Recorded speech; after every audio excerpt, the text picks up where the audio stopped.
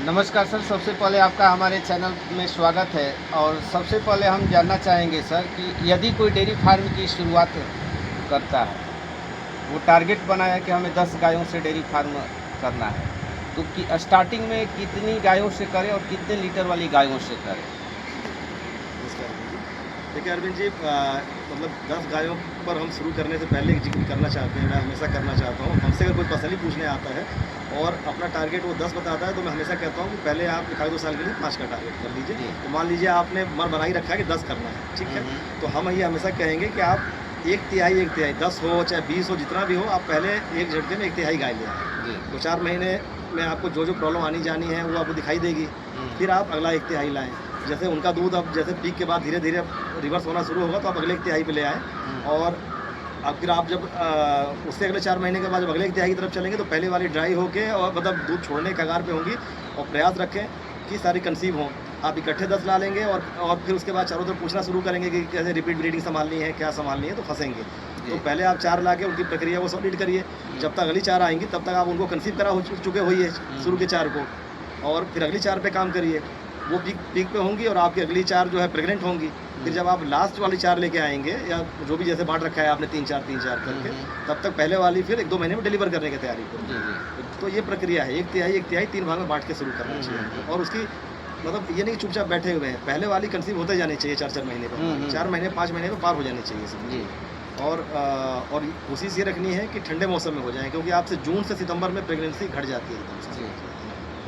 कितने लीटर वाली गायों से शुरुआत करना चाहिए सर? देखिए, डेयरी के लिए आइडियल तो 30 प्लस का पशु है ना, लेकिन ये है कि शुरू में 30 प्लस का पशु इतना आसान होता नहीं संभालना। तो आप अगर 25 प्लस का टारगेट लेके चलेंगे, जो कि गाय यूपी में मिल भी जाएगी आसानी से, जी, जी। क्योंकि हम यूपी में खोजने चलेंगे तो 30 प्लस का गाय का पशु हर जगह से मिलने वाला नहीं है। जी, जी। ना, तो हम परेशान हो जाएंगे, फिर शुरू में पंजाब जाएंगे और लाके उलझ जाएंगे। तो हम 25 प्लस का टारगेट करेंगे, तो अच्छे व्यापारी जो हमारे यूपी के हैं वो भी दे ले रहे हैं अच्छी गाय। उनकी जो सबसे अच्छी गाय है वो 25 प्लस की मिल जाएगी आपको, है ना।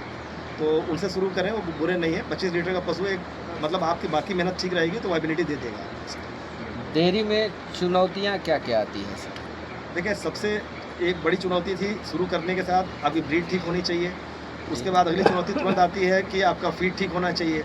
और तीसरा है कि आपका मैनेजमेंट ठीक होना है। उसमें आप शुरू करने के पहले काम भर की जानकारी कर लीजिए, क्योंकि जब आपके पास गाय आ जाएगी, उसका दूध बेचने का सर पे माथा पर फूट जाएगा, उस समय फिर आप ज़्यादा लर्निंग नहीं कर पाएँगे कि रिपीट ब्रीडिंग कैसे संभालना है। मैं स्ट्रैटेजी थोड़ा पहले समझ लीजिए, है ना, कि रिपीट ब्रीडिंग के लिए क्या कहा जा रहा है, थनैला-वनैला के लिए क्या मैनेजमेंट करना है, क्या ट्रीटमेंट, कुछ जानकारी हासिल कर लीजिए और उसके बाद शुरू करिए। तो यही है मेन मुद्दा कि जैसे आपका ब्रीड सही हो तो फीड हम लोगों ने उपलब्ध करा रखा है, और भी जो भी जहाँ से जिसको अच्छा फीड जो इसका भी मिल रहा हो कर ले रहा है, फीड ठीक कर ले रहा है। फिर आप मैनेजमेंट सीख के चलिए, है ना। मैनेजमेंट तो मैं कहूँ पहले सीख लीजिए काम पर, है ना। बाकी आप 80% तो बाद में सीखेंगे, लेकिन 20% ज़रूर पहले जान जाइए। तो 10 साल का आपका अनुभव है सर। गाँव में डेयरी एक व्यवसाय के रूप में कितना व्यवसाय के रूप में अपनाना कितना सही है? देखिए, हम तो यही कहेंगे गाँव के रूप में ज़्यादा आसान है। हमारे पास अगर शहर के 10 लोग आते हैं, तो मुझे उसमें से 4 लोगों में भाप लेता हूँ, इनके बस का नहीं है, कर नहीं पाएँगे। वो जोड़ रहे होते हैं आरओआई, रेट ऑफ रिटर्न हमारा क्या है। तो रिटर्न ऑन इन्वेस्टमेंट इस तरह से जोड़ने से चलने वाला नहीं है डेयरी। आप अगर आपके पास रूरल एरिया में कई एडवांटेज होते हैं जो शहर वालों के पास नहीं होते हैं। आपके पास खेत होते हैं, आप अपना हरा चारा पैदा कर सकते हैं। आपके पास थोड़ा भी ज़्यादा खेत है, तो आप अपना साइलेज बना सकते हैं। हमारे जैसे लोगों को भी साइलेज बाहर से फसल लाके बनाने में 5-6 रुपये लग जा रहे हैं, और जो लोग बेचारे खरीद खिला रहे हैं उनको 9 रुपये लग जा रहे हैं। तो आप अगर थोड़ा भी खेत करके अपने से बना लेंगे, तो साइलेज 3 रुपये के भीतर बनता है और बहुत मजबूती दे देगा आपके सिस्टम को। जी। तो